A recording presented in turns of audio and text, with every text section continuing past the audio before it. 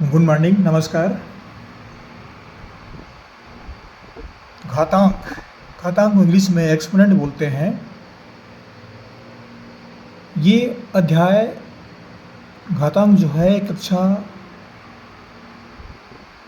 8वीं में घातांक के संबंध में पढ़ाया जाता है। और ये जो प्रश्न लिए हैं छत्तीसगढ़ पाठ्य पुस्तक लिया हूँ, वहाँ की तरफ से मैंने प्रश्न लिया है, ढूंढिएगा कि प्रश्न आपको मिलेगा।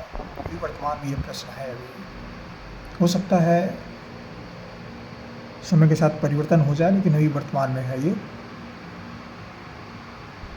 क्या प्रश्न है? निम्न को सरल कीजिए।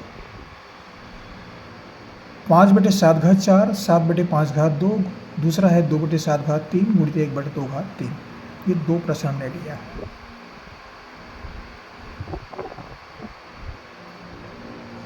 तो पहले प्रश्न को हम पहले तैयार करते हैं। पहला प्रश्न क्या है? 5/7 का घात 4 और 7/5 का घात 2।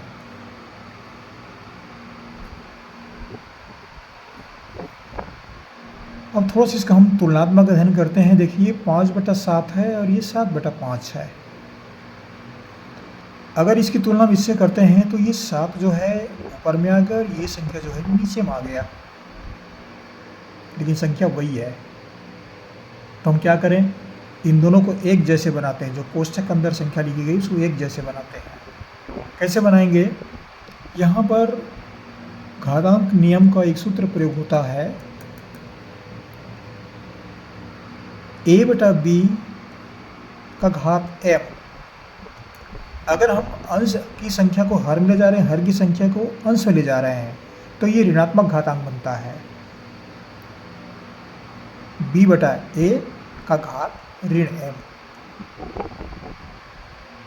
ये संख्या पलट गया है, अंश का हर, हर का अंश, और ये घात ऋणात्मक हो गया। तो इस नियम को हम प्रयोग करते हैं तो हम दोनों को एक जैसे बनाते हैं, जो कोष्ठक अंदर ली गई है, बराबर 5/7 का घात 4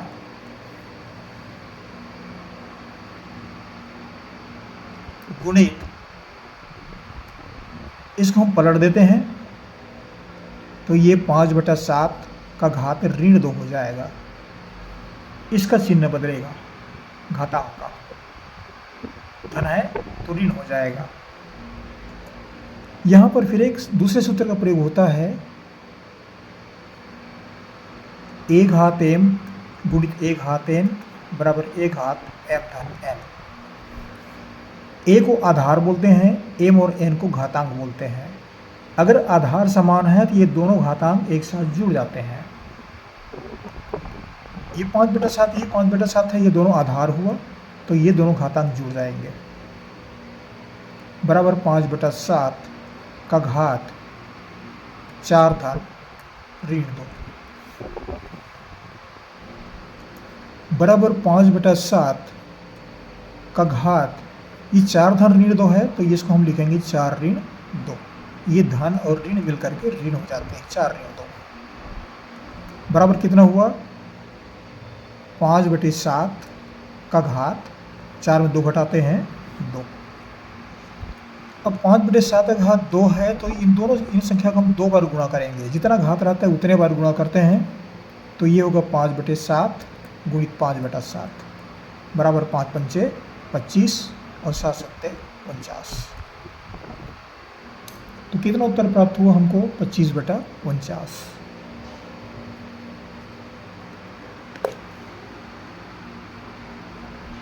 इस तरह से इस प्रश्न को हल कर सकते हैं। अब दूसरा प्रश्न हम लेते हैं,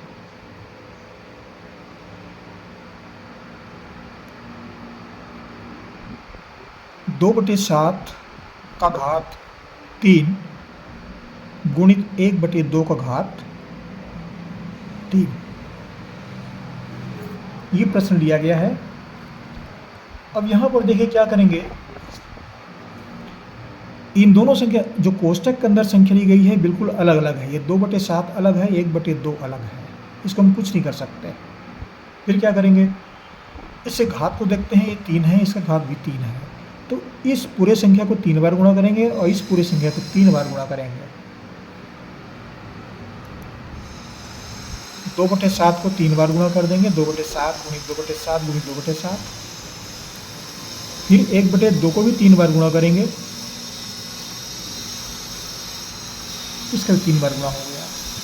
अब ये अंश का हर, ये दोनों कट जाते हैं आपस में, बराबर हैं, 2 एकम 2, 2 एकम 2, फिर 2 एकम 2, 2 एकम 2, फिर 2 एकम 2, 2 एकम 2, एक एक बार में क्या बचा ऊपर में, ये 1 गुणित 1 गुणित 1 मतलब 1 हुआ, और ये 7 7 7 7 7 49, दोनों गुणा कर दिए, 49 हुआ। फिर 7 को गुणा करेंगे, 49 गुणित 7 बराबर, अब 49 को 7 से गुणा करते हैं, 7 में 63 का 3 हासिल आया 6, 7 चौक 28 और 6 34। कितना उत्तर प्राप्त हुआ, 1/143।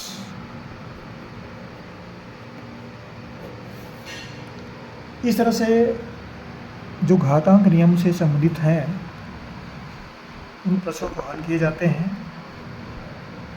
यहाँ पर a घात m गुणित a घात n बराबर a घात m धन n कक्षा 7 में क्या दिया गया है, वहाँ पर x घात m गुणित x घात n बराबर x घात m धन n, इसी सूत्र को इस रूप में दिया गया है 7वीं में, लेकिन दोनों सूत्र एक ही है। ये x क्या है, आधार है, a क्या है, आधार है, m और n घातांक है।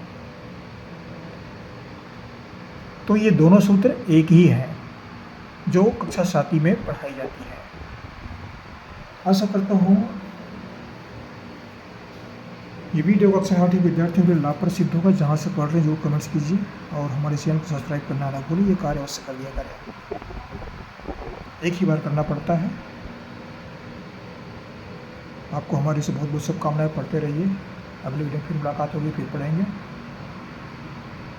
Thank you.